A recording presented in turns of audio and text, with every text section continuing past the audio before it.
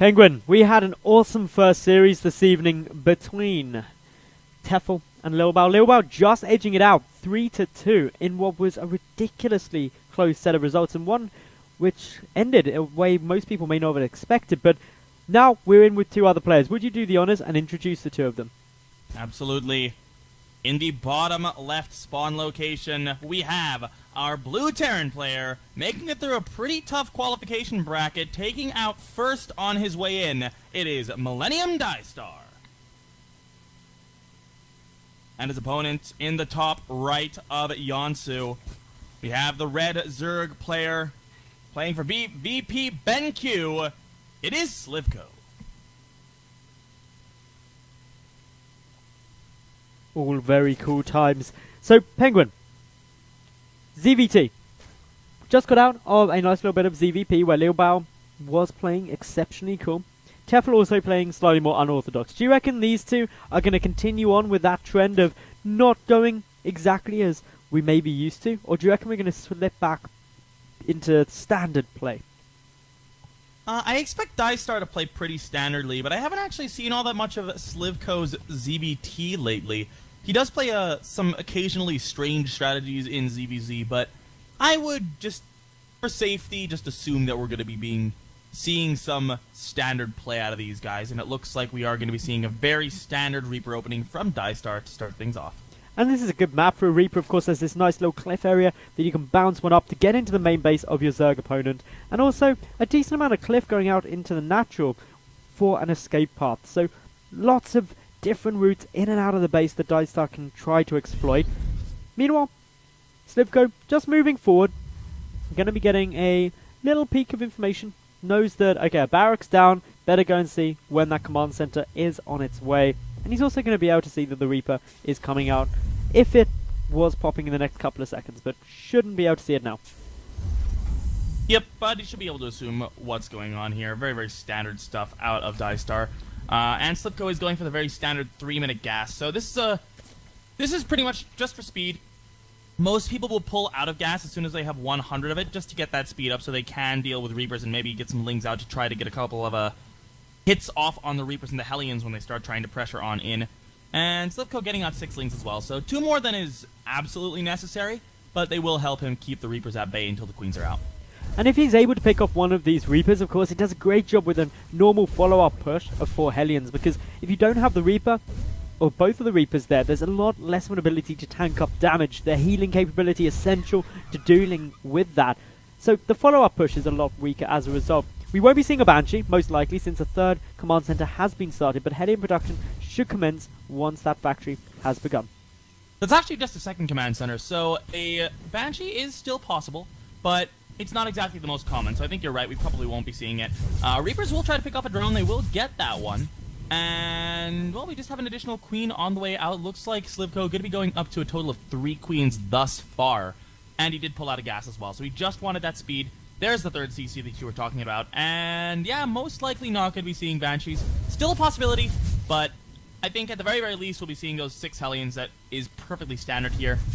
And, yeah, he's not putting down a Starcraft. And no second gas. Diestar going for a 4th command center? No, that's no, third. that's his third. Never mind. Take it all back. Sorry, I panicked there, thinking there was already one down. So yeah, this is all very normal stuff coming down from Diestar.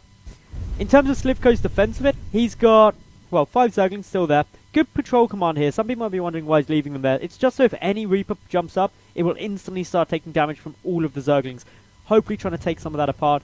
May see a couple of evolution chambers added in here as well, allowing that wall off with the 2 Queens to prevent the Hellions and Reapers making their way into the natural base.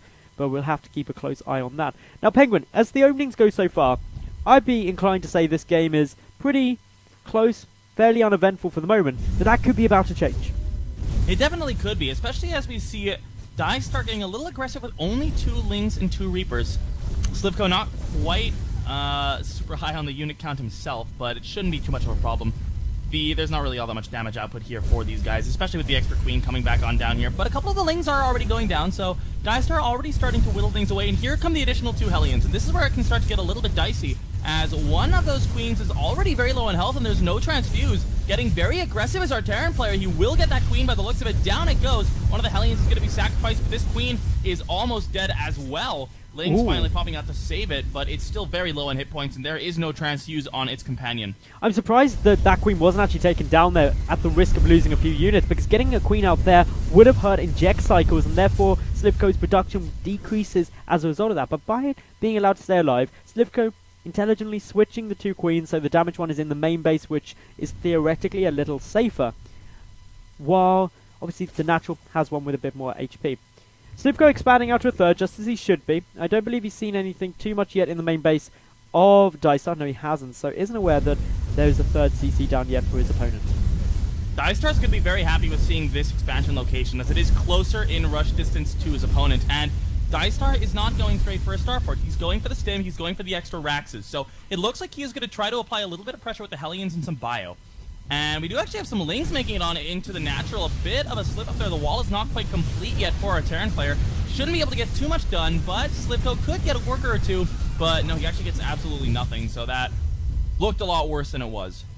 Yeah, it's, again, little run-bys like that can be frustrating for a Terran player, because you're going to be panicking about it. You're going to be like, I've got to take some of my attention. Notice that all of the Hellions and Reapers came back, which they were anyway, but just being felt to be forced back is never what you want. It's kind of it's more of a psychological thing when you don't take any damage from that, that if you're having to deal with it, you're just like, they got that in there. If that was a couple more Lings, I could have been in some trouble here. And you don't want to be thinking what of could have been situations. You want to be thinking, I'm doing well in this game.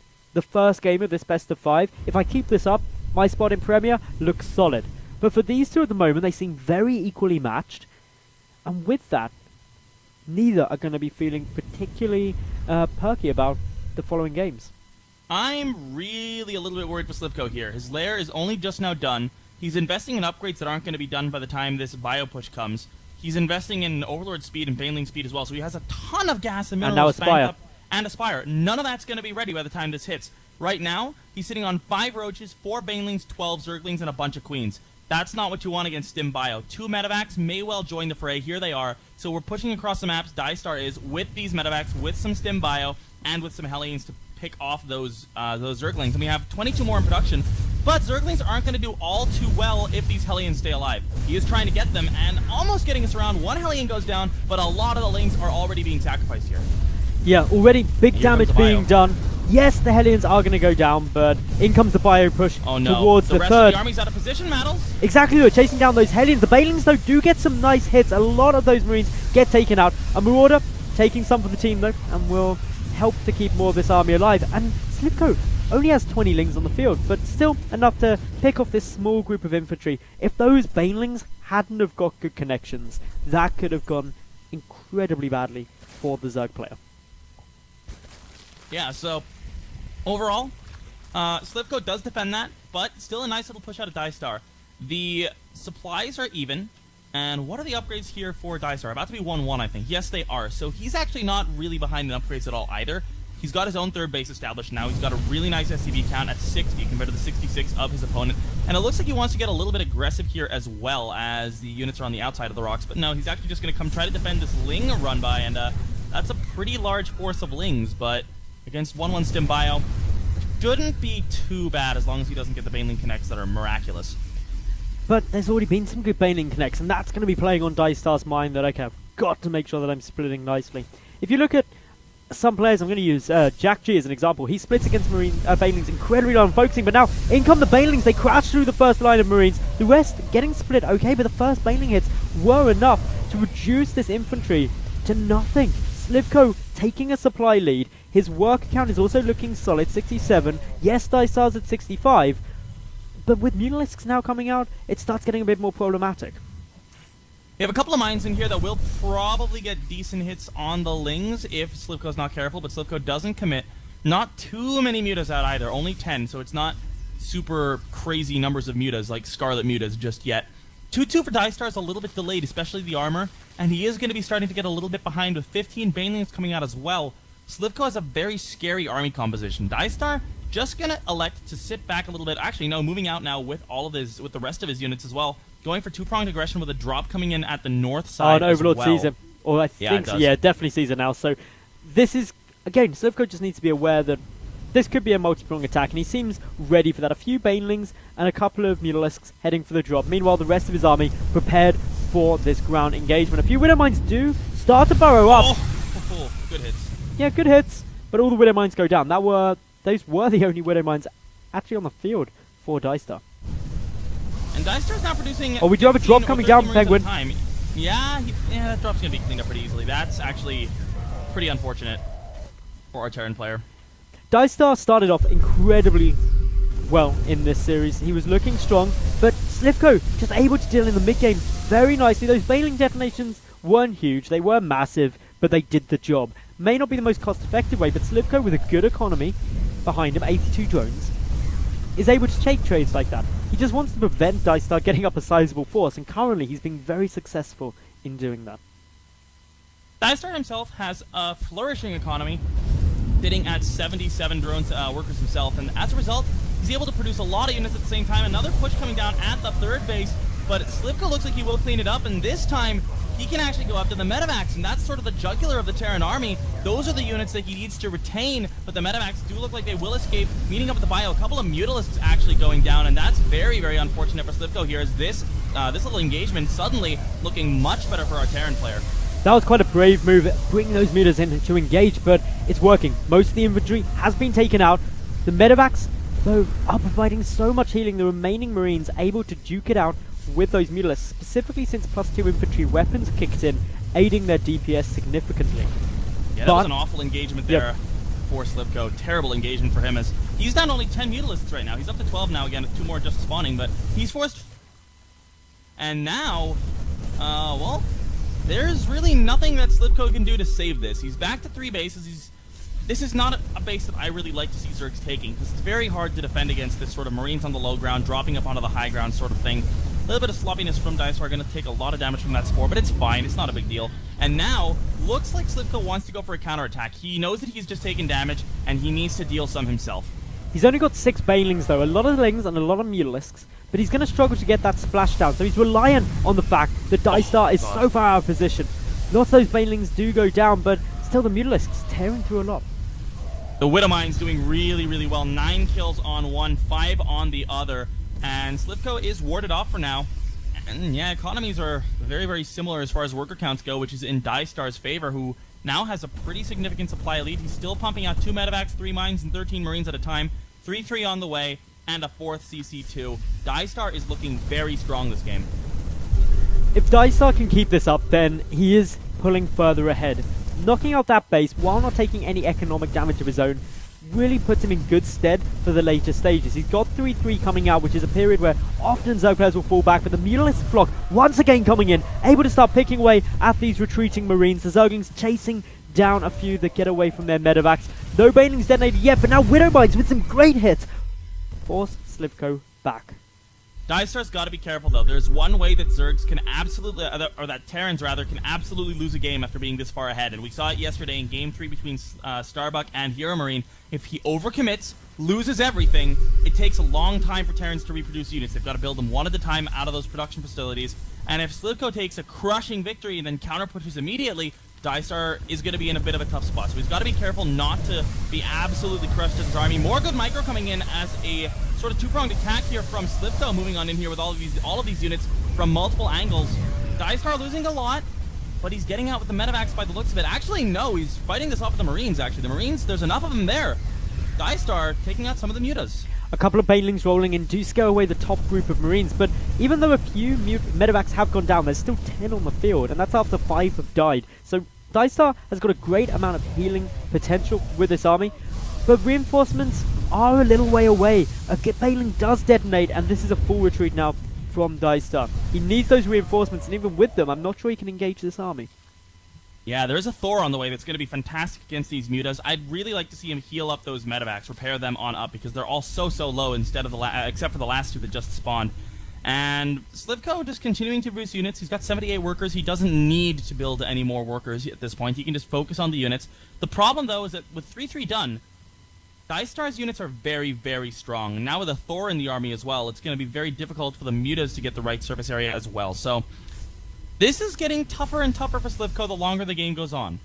And if Slivko doesn't start looking to get out a hive, he's going to be running into problems very quickly, especially as Diestar's supply continues to keep climbing. He's adding on a whole ton more tech labs, which means many more marauders going to be adding into the competition. He's got some Thors, 2 being produced simultaneously in order to deal with these mutalisks. That's going to stress the magic boxing and micro of Slivko further.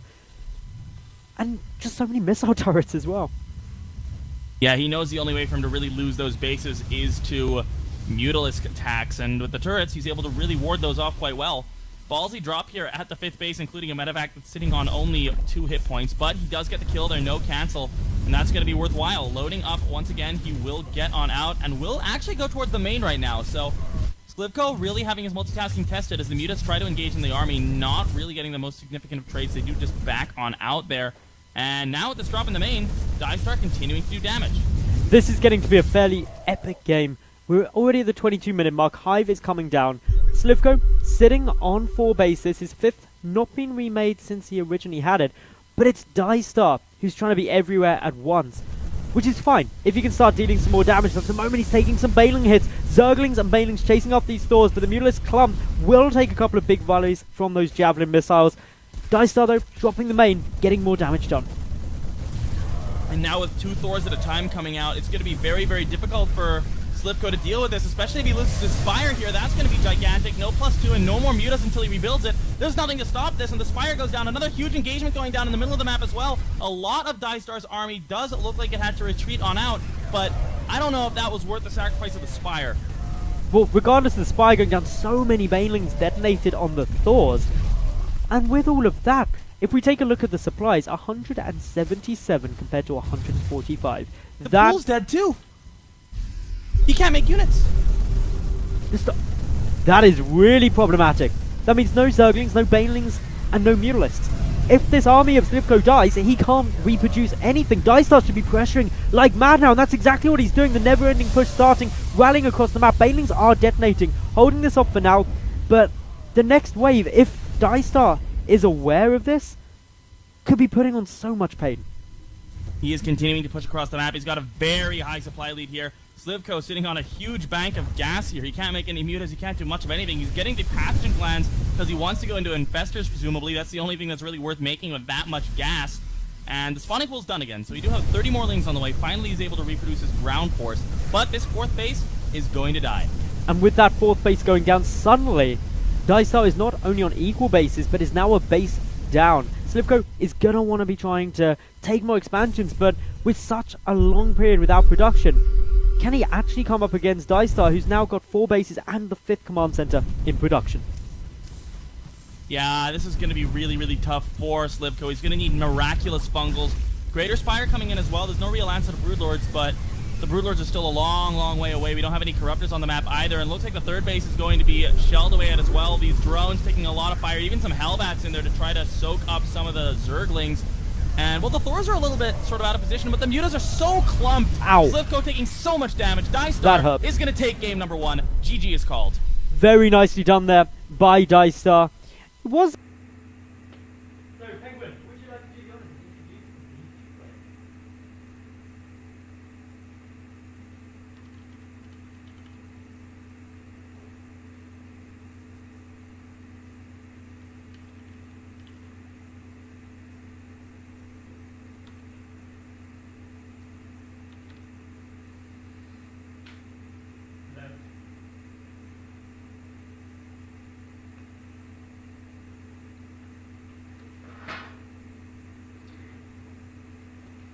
So, Penguin, this is going to be a tough fight for Slivko, because game number 1, if we're being brutally honest, was like scrappy on this game.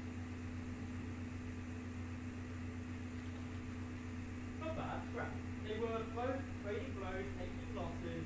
Neither one was looking streamlined. They were there pulling everything out exactly when they wanted to do and taking shots when they could.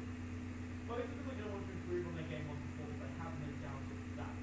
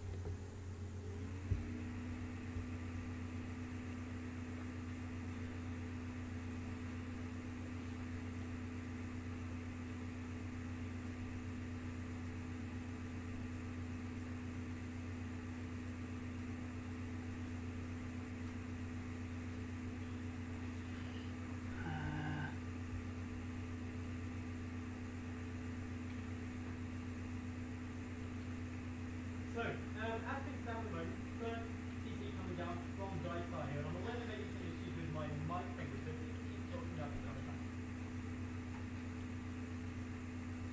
That's fine, so we'll just keep going, and hopefully our mic will get fixed in the stream. Apparently can't hear either of us at the moment.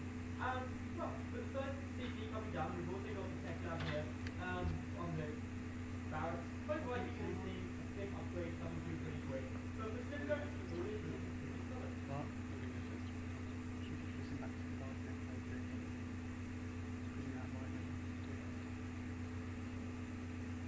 I need headphones in here though. Or earphones. Oh, come on.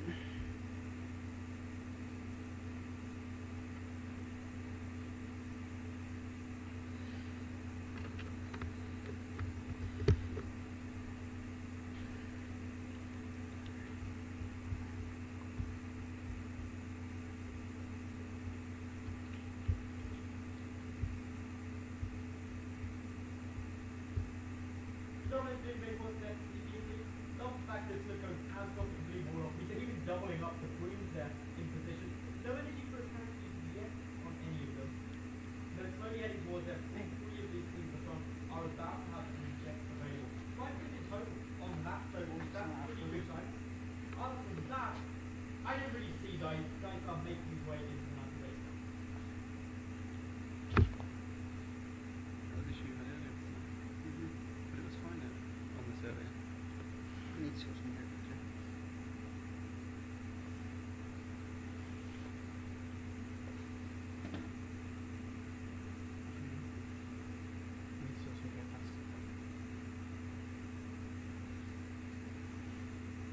Can you USB audio again?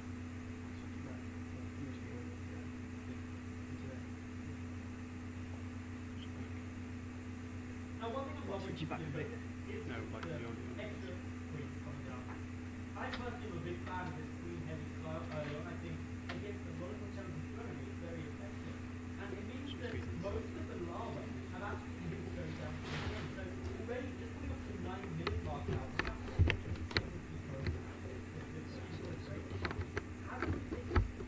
Any damage. But then again, you just guys are. They're both having pretty passive game despite what Diestar may want. And that is the first one coming down with a couple of big stars. Have you unplugged that now? Yes, sir.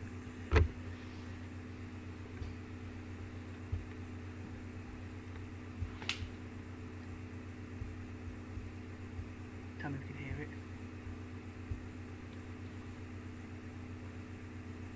Just at it. And myself speaking. Speak about this microphone. Okay.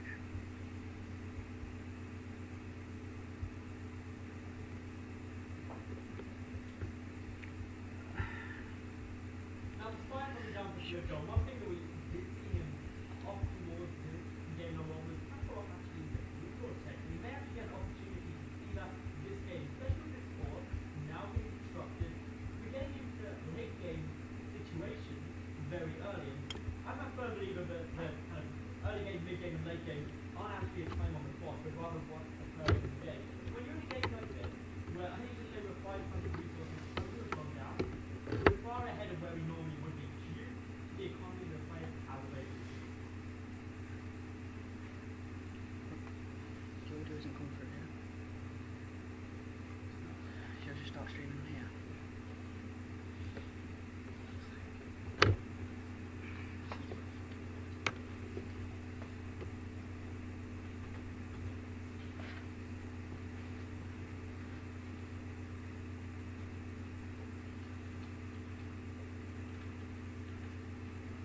The infantry starting to push forward with remembering game number one. The Balins were a good detonations, but nice pickup from Diestar with saving the majority of his units. The newest unable to chase down the medevac since they aren't spawned yet. And that being said, well, we've done a question. Diestar lost very little, but this is decent damage.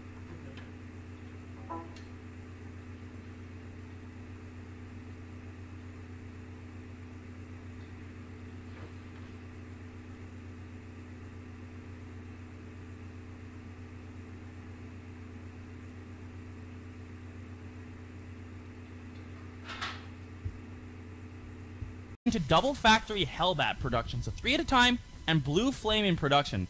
With 2-2 finishing up for his bio, that's going to make his army pretty strong against this very heavily Zergling-based force. But for now, it's not ready yet. No, it isn't quite ready for the moment. That Widow Mine actually did more damage to Diestar's army than Slivko's. These subsequent Widow Mines, though, getting some nicer detonations down. A lot of these Marines, critical health due to not getting healed by the medevacs that are full retreating. And Bailings start rolling forward. Slivko wrapping around everything, gets some very good detonations down. And Diestar looking in some trouble.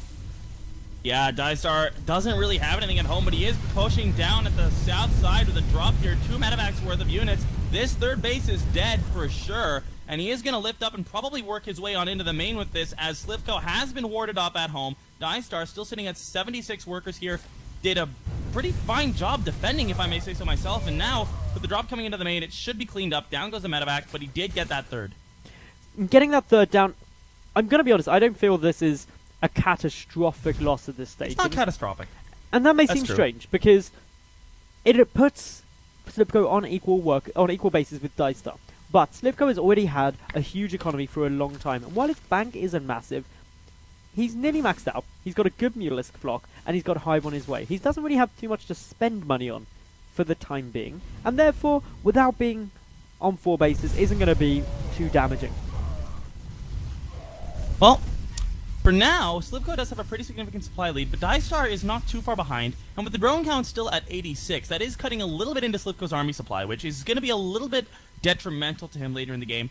3-3 on the way now for our Terran player. When that finishes up, it's going to be very difficult to deal with, as we saw last game, but Slivko, he's got a very nice Mutalisk count, sitting at a healthy count of 24. Got to be careful not to lose any here, but with the Thors coming out, they're going to be significantly less effective if he doesn't match the box better than he did last game. And those Thors really were the critical piece of the puzzle for Diestar in game number 1 in dealing with the Mutalisk flock. Many missile turrets are down here as well. Getting some nice shots off, actually. A few Mutalisks going to suffer the fate of death. Unfortunately, so will a good number of medevacs boosting away from this big flock of mutas. Meanwhile, over at Slivko's side, his 4th base is nearly back up and running. But then, Diestar is also securing his. Yeah, he is, and Diestar moving forward with this. This is going to put him into another really nice position economically, as he's going to have a fresh base to drop the Mule Hammer on. Greater Spire coming out of Slivko, as well as 5 Infestors, so he looks like he's going to be going towards Broodlord Infestor as a base composition supported by what he currently has in this Ling Baneling Mutaforce. But before that, Diestar pushing out with a maxed out army, and some good hits with the Widow Mines on the Mutas. They are very low in health, some of them, and this could get a little bit hairy, as this army composition isn't the greatest for Slivko. The Thor getting surrounded, that will be dealt with, but a lot of Banelings already detonated on it, and this is looking really tough for our Zerg player to hold. Nice splits from Diestar coming down. Is going to pull back. 3-3 is not yet completed for the Millennium player, but it's very close to being done. 3-3 not even started yet for Slivko. The third base is unfortunately going to die. I don't feel there's anything Slivko can do to save that. And what he's really going to be looking for is not to lose any more bases. This time, being knocked down to 3 bases is problematic, because Diestar has 4. Well, Diestar moving into the natural here. Fungal going down, missing most of those Marines. 2 Fungals going down, not really going to do all too much. The units are still alive. Trying to engage the main army now is Slivko. He will get some good Baneling hits. The Fungals have been used to try to clean this on up, but Diestar can be very happy with that push. Slivko doesn't really have enough to do a counter push here. Only 18 Lings, 15 Mutas, 9 Banelings, and 4 Infestors. A lot of the supply he has is still in workers, and that's going to give Diestar more than enough time to get another pretty strong army out and move across the map once again. Nice little move here by Slivko, taking a ninja expansion for his 5th.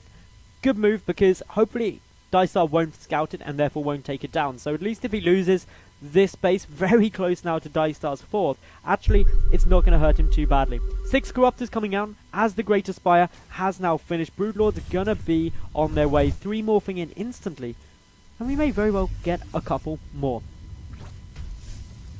Well, the push continuing forward here for Diestar. There's almost no creep left for Slivko, which is going to make it very difficult to actually engage onto the Banelings, but the Broodlords are on the way. There's no real answer to the Broodlords right now. There's Thors, which do pretty well when they use their high-impact payload form, but that's actually... Wow, we actually have some long-distance mining going on for Diestar as well. But, yeah, the Thors can do okay in their high-impact payload, but they're not the greatest way to respond to Broodlords. We've got 4 starports on the way, and Diestar is looking to go into air. probably heavy Vikings with a few Ravens.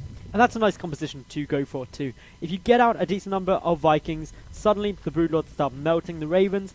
One, aside from the PDDs and everything else that they benefit from, do grant vision. So this creep spread that's already lacking for Slivko is never going to really be able to advance forward, and that's going to be very good for Diestar.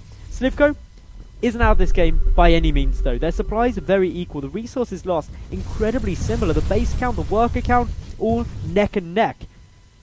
This could go either way.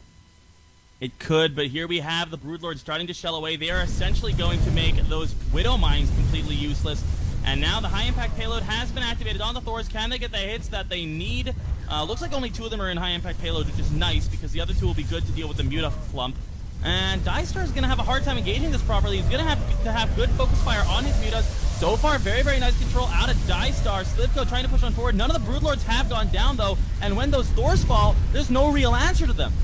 No, the Thors going down very quickly. The Mutalist count has dropped significantly, only 7, but still 7 Broodlords there. The fungal growth looking nice from Slivko.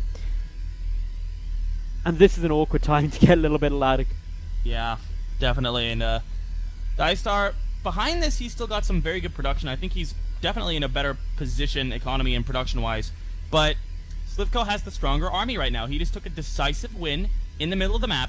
And if he starts to push across the map and try to deal with this, he may have a bit of a window where Diestar's army's not at the size he needs to deal with this, and Slivko may be able to tip the scales back in his favor. So we're just waiting for, unfortunately it's one of the admins to drop out of this game. They're getting some lag issues this week. But yeah, as it stands with this engagement, Slivko is in a nice spot. His economy still pretty solid. He's got that hidden 5th base over on the right of the map. And the Broodlord Infestor Force is very challenging to deal with. If you're in Diestar's spot right now, Penguin, assuming he doesn't just go and die in the near future, what would you want him to do? He's doing very well. He's getting out 3 Vikings and 2 Ravens at a time. That's going to get him up to a composition that's very strong. We do see Slivko finally cleaning up the rest of this army and taking a significant supply lead. But right now, the army composition does have 28 Marines in it, which will do pretty strongly against the ground forces, and probably buy him a little more time to get some more beefy units out of Thor on the way now as well. And, well, the problem is there's just not enough air yet to deal with this. The Broodlords are slow, but they're going to be able to siege down this 4th base very successfully. They outrange the missile turrets by about 3 miles. And Corvid Reactor on the way behind this. Diestar does have a decent composition now. The thing is, he just doesn't have the right number of the Vikings. He needs to get a couple more out, and then he'll be in a good position to deal with the Broodlords. There's not a critical mass of infestors either. There's only really 6, which is still a good number, but it's not enough to just say, okay, well, Marines are never ever going to hit these Broodlords. He doesn't have enough to fungal the Marines, the Vikings, drop infested Terrans, and all that shenaniganry all at the same time. So Diestar's not out of this game by a long shot. He's already almost maxed again. Unfortunately for Diestar, or for Slivko rather, is he's just lost that 5th. So now he's a base down again on Diestar. Diestar's economy looking really solid. He's up in workers, not to mention the mules. If he can deal with this army of Slivko, actually Slivko doesn't have that much of a bank to remake it. Yeah, at this point, he really doesn't. He's got a good gas bank, so the infestor-wise, he'll be able to make a lot of infestors, but he's going to be in a bit of a tough spot to remake the rest of his army, especially the mineral-heavy parts of it, i.e. the Zerglings. And we do have a lot of Overlords coming into this as well. I like this. They're going to be able to tank a couple of the shots of the Vikings if the control is not proper here for Diestar. Diestar is maxed though. 4 Ravens, 9 Vikings, 3 Thors, 67, 3 Marines. Good bungles on the Marines at the front here. Good bungles on the Vikings as well. A couple of Seeker missiles going off. We'll get good hits, but mostly on the Overlords here. Slivko pushing forward. Has a supply advantage, but the SCVs are going to be able to repair this planetary if they want. The Marines trying to hold strong against the ground army, but the ground army is all Broodlings. It's all free units. The planetary fortress will fall. And with that planetary fortress going down, the Broodlords, the Infestors start moving ever closer to Diestar's production facilities. The 4 starports, some of the most critical structures in him having a way to deal with this composition from Slivko, now getting taken down. All 4 of them likely to die before they produce anything more. There is still 1 in the main base, but that is not enough production to get up a force to deal with this. Not at all. 10 Broodlords, 16 Corruptors. The Corruptors are going to do so well zoning any Vikings that will pop on out. It's going to be so hard to get in range of those Infestors here, even with the high impact payload on the Thors, which he hasn't actually activated yet. Diestar's army just cannot deal with the army of Slivko at the moment, and Slivko is looking in prime position to force his Terran opponent back into his initial 3 bases, and he's going to just continue camping the production.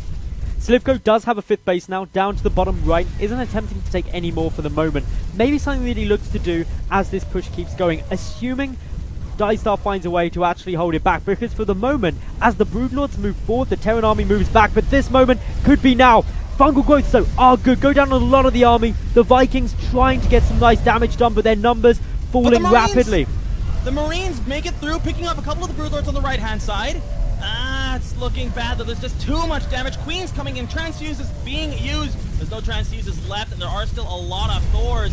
How much damage can these Thors get done? Are they going to be able to focus down the Broodlords here? It looks like some of them will fall, but the Thors just are not strong enough to deal with this army. More Thors popping out, trying to do the damage that they can, but Diestar is under half the supply of his opponent. This game looks just about over, and GG, Slivko ties up the series. Penguin, would you like to do the honors and introduce these 2 players? Heavy rain, and in the bottom right spawn location, we have our red Zerg player able to tie up the series with some old school Infestor Broodlord play in the last game. We have VP BenQ's Slivko. And in the top left spawn location, he looked pretty good in the second game for a while, but not quite able to close it out. Can he bring it back to his favor? It is the blue Terran player, Millennium Diestar. Game 1 going to Diestar, game number 2 to Slivko. Both games, though, have been pretty back and forth. Neither player getting a monumental lead until the end, and unfortunately for them, that's annoying. They want to be trying to show their prowess, show the fact that they are strong players who are able to take convincing victories. Maybe not for this series, because let's face it, this is one series. If they go through off of 5 scrappy games where they just managed to scrape a win, they're still in Premier, and that's what they want ultimately. But you can guarantee players who they could potentially be facing in Premier will be watching these games. They'll be watching for any slight slip-up, any slight vulnerability in their play, so that they can exploit it should they get drawn against them. And that's what they want to avoid. They want to show clean, precise, surgical execution of builds, so that when they get into Premier, people don't want to be paired against them. Yeah, it's always... You always just feel better after a game if you feel like you played your best and you won. You just feel like it was rewarding experience, and Diestar looks like he's going to be kicking it back to the opening he showed us in game number 1. So this is the one where he went for the Reaper opening, very, very standard here. And rather than the CC first, he is going to be looking to apply a little bit of pressure with the Reapers, scout around, make sure he knows exactly what Slivko is doing. Slivko, keeping it standard, keeping it the same, just going with that 15 hatch, 16 pool opening. And he should be in prime position to just defend this. I mean, it's very, very hard to kill off any workers as the Terran player if the Zerg makes no mistakes. So, if a couple of Reapers do come out, and then if we see the normal Hellion follow-up, it can be a bit frustrating. Other things that we may potentially see would be a Banshee follow-up to that. A lot of players yesterday, actually, were opting to, against Zerg, throw out the 2 Reapers, 4 Hellions, but then get a Banshee rather than a 3rd CC. What do you think to that build, Penguin? Do you reckon that's got a place on a map like Heavy Rain? It definitely does. It's not so much map-specific as it is just... it's just something that does tend to work, and some players favor it, some players don't. You sacrifice a little bit of economy for it, you invest a lot of gas to get that Starport out earlier and to get that Banshee out earlier as well. So it's something that some players like, some players don't. Bit of harass coming in here with that Reaper. Will be warded off, almost getting a drone, but good Spore cancel there by Slivko. Nixlings, again, seems to be his standard go-to, just to be super duper safe, make sure that he absolutely doesn't lose any drones. And as long as he doesn't lose any drones, it's not too bad. But No. more important is that Diestar doesn't lose this Reaper. I mentioned in game number 1, if you lose one of these Reapers, you lose the tanking ability of the follow-up 4 Hellion, 2 Reaper push, and then it isn't that scary. So Diestar's conservation of these Reapers is the most important thing. Pull them back when they get low, let them heal up with combat drugs, and then maybe prod back in to try and weaken up some of these queens if possible. But that is by no means essential. Not at all, and we actually do have one of the Reapers getting very, very down, very, very low in health.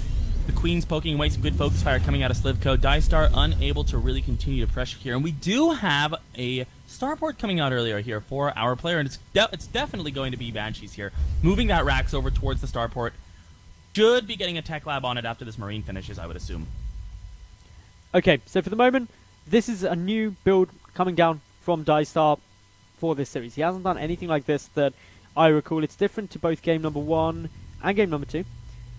Do you reckon Slivko's prepared appropriately for it, or do you reckon Slivko should be getting a bit more concerned? I don't know. It's not really going to be too big of a deal if he doesn't run up against Cloak. And the main base in this map is actually not that big either. There's some areas of it that are a little bit long, but he should be able to scout this with an Overlord if he decides to sacrifice one on in. Looks like Cloak will be the choice here because he does have a lot of gas banked up. There we go, Cloak. So we already have Roaches on the way as well, so Slivko just being very, very safe against those Hellions. And the Banshees shouldn't do all too much damage if Slivko doesn't panic when it comes on out. So, couple of Lings looking to try and make their way up into the natural base, not able to get in there quite yet, but do manage to slip through the second time. A lone SCV may die, but for this many Zerglings, not really worthwhile. But it does reveal that there's the 4 Hellions and 2 Reapers, which probably were expected. What wasn't seen, though, was the starport. So the Banshee's still an unknown variable to Slivko. He can't start preparing for them nice and early. But I agree with you, Penguin. As long as Slivko doesn't panic when they come in, he shouldn't take too much damage. What's essential, though, is that he doesn't lose a Queen. He's only got 3. If a Queen dies and the Banshee come over, that's when hatches and drones and everything else could start to die. Yeah, we have a second Banshee on the way too, very standard with the Cloak, and now Diestar is going to start to pressure on out. Even 2 more Hellions making their way forward, so it's going to be 8 Hellions. That is a lot of damage output, even against these non-light Roaches. 5 Roaches not really going to be enough to hold this off as the Banshee comes in. We do have a couple of the Hellions starting to fall. The Lings are going to come in to try to get some damage done as well. The Reaper's tanking a good amount of damage. The Roaches are still alive, and that Banshee is actually going after the Roaches for now. So now starting to go after the Queen. Spores are on the way. Cloak goes down. It is revealed, but the Spores were already started. So Slivko with a good response thus far. A couple of drones will go down here for Diestar, but Slivko looks like he's mounting a pretty good defense thus far. Up behind this, Diestar getting down the double engineering bay, as well as the 3rd command center, so he is still teching and macroing nicely. Slivko able to push back the Hellions for the time being, and with that Spore Caller, should be able to stop the Banshee. The Queen, nice positioning there, keeps everything looking safe, but still, more drones are getting killed. Really nice positioning on this Banshee as well. Speaking of nice positioning, up to 8 kills already so far. 6 of them are drones. He's got to be careful not to lose it. It looks like he will, taking out 1 more drone. And now the Hellions trying to run by, not going to succeed. Slivko picking those off. And overall, despite the drone losses, this was a great defense by Slivko, who has a massive supply lead here. 20 worker lead at this point as well. So this is looking a little dire for Diestar. He's trying to do a little more economic damage with the second Banshee. Trying to see who goes down on the almost dead Queen as well. And overall, Slivko, he's just been droning. And that means he's going to be able to produce a lot of units if he realizes that Diestar is adding on a whole bunch of racks. The nice thing from Diestar, though, is using this Banshee, he's keeping Slivko's attention. And even though Slivko now has lost 12 workers, his worker count isn't too low, because as you said, he's just droning faster than Diestar can actually kill them. It's a nice way to play it. The Overseer coming through as well will scare away this Banshee, since it is no longer invisible, even away from those Spore Crawlers. But Diestar, he's got a lot kind of in the cooker. He's got to be thinking, right, in a couple of minutes, I'm going to have a solid army. I'm going to have medevacs out, 1-1, stim, my 3rd base is up, so all the added production from that. But right this second, he's only got 30 army supply. Not much to really hold off a big push. Doesn't look like there's going to be a gigantic push coming out of Slivko anytime soon. We do have 16 Lings in production, but a lot of upgrades coming down. Pathogen Glands, Burrow, Pneumatized Carapace, +1 melee, +1 Carapace, Roach Speed, a Baneling Nest. So much is actually just being researched and built for Diestar, for Slivko at the moment, that he's probably going to be sitting back for at least a little while longer. But actually a whole bunch of Lings are in production again, so he's going up to about 40 Lings here, and he could look to put on a little bit of pressure with this. Pathogen Gland is on its way down, so is Overlord Speed, so Infestor's going to be making a showing in game number 3, just as we saw in game number 2 from Slivko. In addition to that, Roach Speed and the 1-1 upgrades getting research a bit behind that of Diestar's though.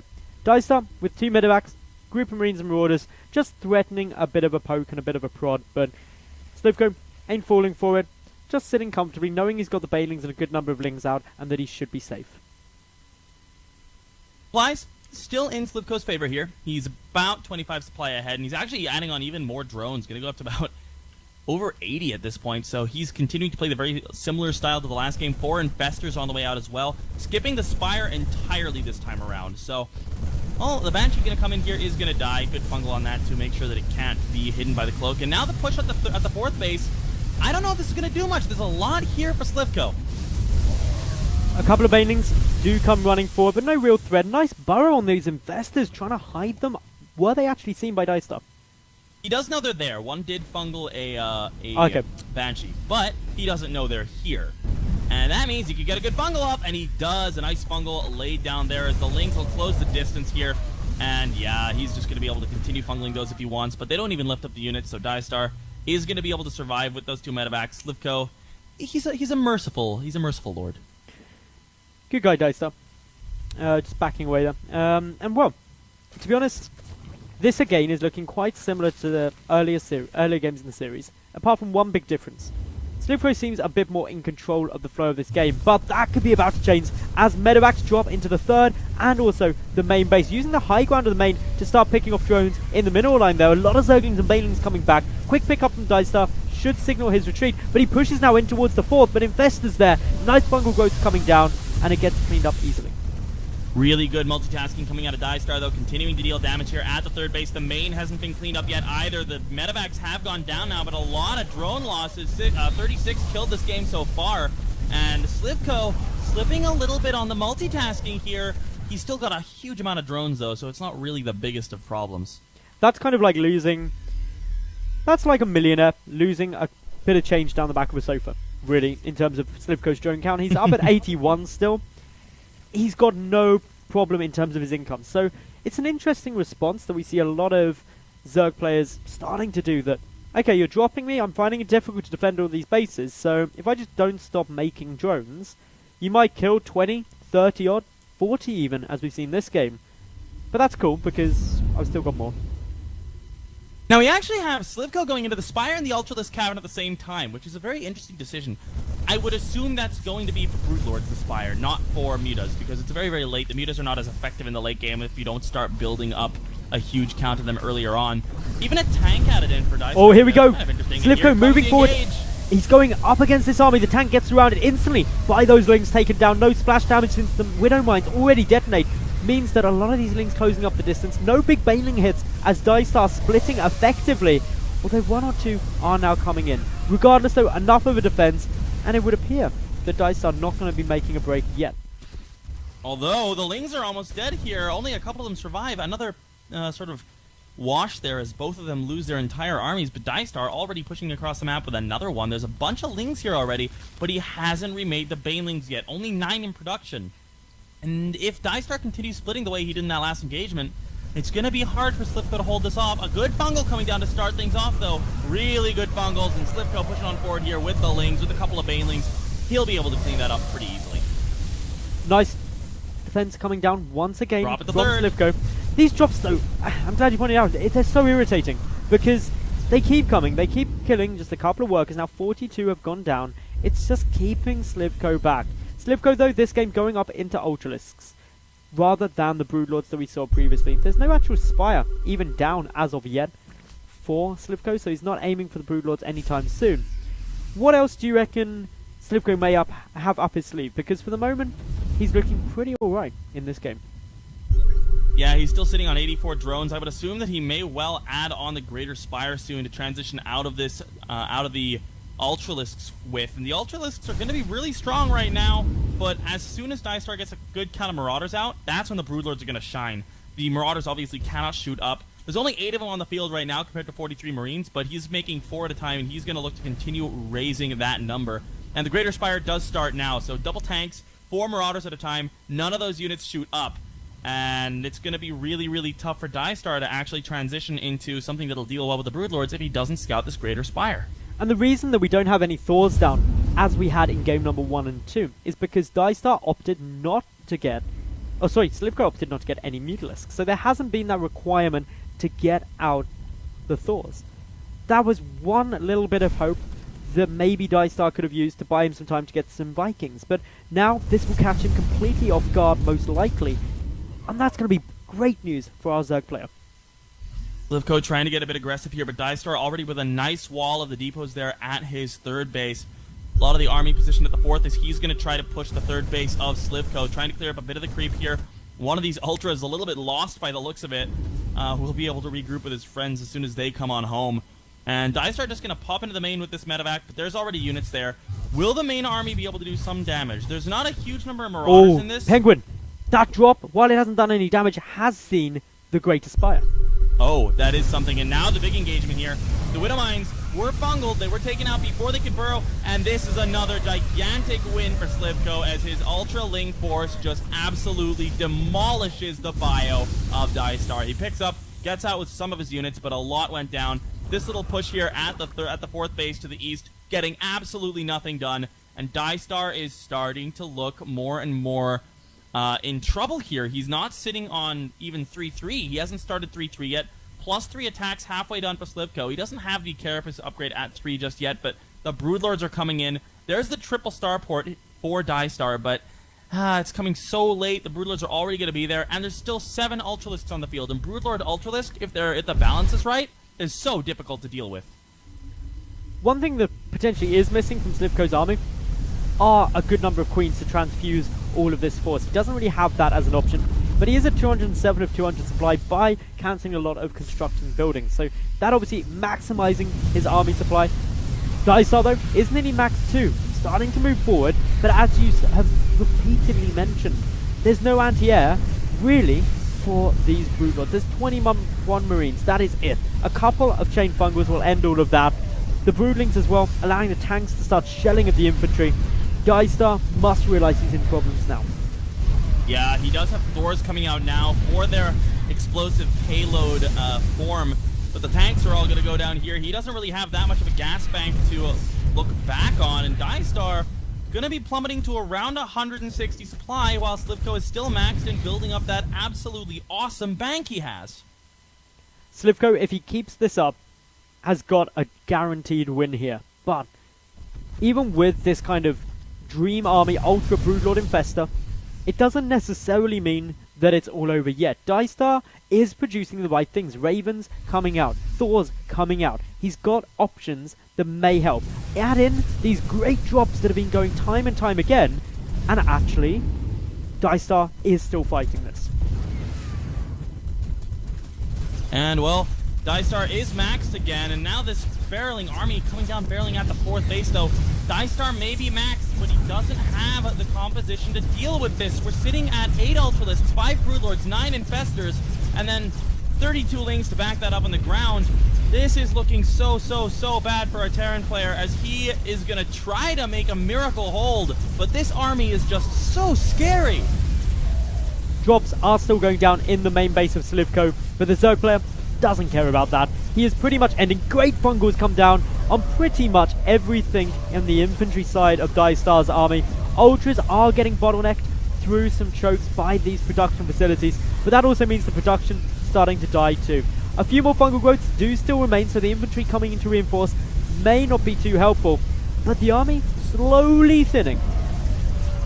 A gigantic fungal going down on the north side of this engagement as well. Meanwhile, the drop has been cleaned up by some Banelings at home. Diestar continuing to plummet in supplies. Slivko still maxed with 6 Ultras in production and still with a 3k, 2k bank. Diestar is dead in the water here. GG is called, and Slivko will take the lead 2-1 with another. Penguin, take it away. All right. The map is going to be Polar Night, guys, and this has been a hell of a series so far. 3 great games going the distance into the very late stages of the macro game. And now in the bottom spawn location of Polar Night, trying to close out the series and secure his spot in Premier League, it is our Russian representative from VP BenQ, the Red Zerg, Slivko.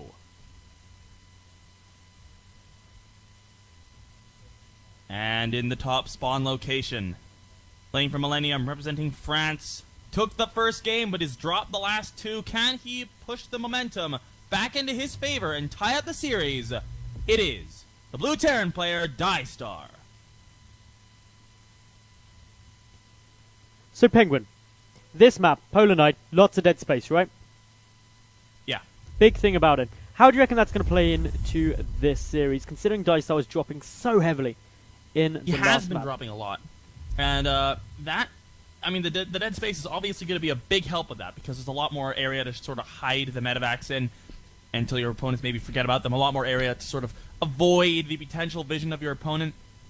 And Diestar, that may really be a bit of a deciding factor here, because as you said, he's been dropping so much with 2-3 pronged aggression almost non-stop, and Diestar is going to be going for his good old Reaper opening once again. It seems to me that he only likes the hatch or the CC first on the 4-player maps, which makes sense. And once again, Slivko just opening very standardly. Should be a Reaper coming out from this barracks nice and early. Polar Night's one of the maps that I think it's actually best for. You've got so much area that you can use Reapers in. And also because they can come out of your base, literally along the rally path we see here, you're able to get scouting information very early on compared to some other maps. So Diestar, going for a good opening. Bear in mind, he won game number 1 and has lost game 2 and 3. So he's only one game away from having to re-qualify next season for WCS EU. Not something that you want to be happening. Slivko, going to be trying to make that happen. Diestar, though, I really want to see him stepping up, because I know that he can do it. Yeah, he showed in the first game that he really does have what it takes to beat down Slivko, and this would be a great series to see go to the ace match. And I mean, the games have been even. They've been very evenly matched. And up until the point where Slivko gets the Broodlord Infestor kind of death army, that Diestar just seems to be a little bit too late in responding to each game. I feel like if he responded a little earlier, if he scouted that Greater Spire just a tad earlier, he would have been in a spot to potentially win that last game. Even on Frost, he looked a little bit ahead at times. So we'll have to see if he does go for a bit of a change this game to try to turn it in his favor. The Reaper not able to get all too much done here, just scouting around. And once again, 6 lings out of Slivko. We do have the factory coming down now, as expected. The Natural Command Center also being produced in base for Diestar. The Reaper just picking away at a couple of lings, and this is the key thing that a Reaper is likely to be able to do early on. Once there's these Zerglings out that Slivko has produced every game so far, it's very difficult to kill some drones. Even if they weren't killing drones, they're going to use the Spore Cooler trick where you build a Spore Cooler and then cancel to keep them alive, etc. But the follow-up push can deal damage. Not going to be doing too much. There is the 3rd CC on the way too, so unlikely to be getting down that Banshee early on. But for the moment, everything looking the same as really it has done in most of the early games this series. I like that Diestar's not looking to go for the Banshee straight away, because it just didn't really work. It didn't do much damage, and he was pretty economically far behind to start things off with. He's going back to the... So it looks like he's going back to that 3 racks follow-up with Stim, which is a good decision in my opinion. The Reapers continuing to do a little bit of harassment. They are pulling back now, but they did almost get one of the Queens, which has been forced back into the main at this point. So damage on Queens obviously doesn't kill it off, but makes them a lot less potent in the defense against the Hellions. Roachron is on its way down. Obviously, as you said, going to be nice and helpful. Command Center's floating out at the moment for Diestar. We do have more Hellions on their way. Just 2 with the army at the moment, so this isn't too scary yet. Slivko hasn't gone for the complete block off at the natural, as we've seen him do in other maps. What do you reckon the reasoning is for that, Penguin?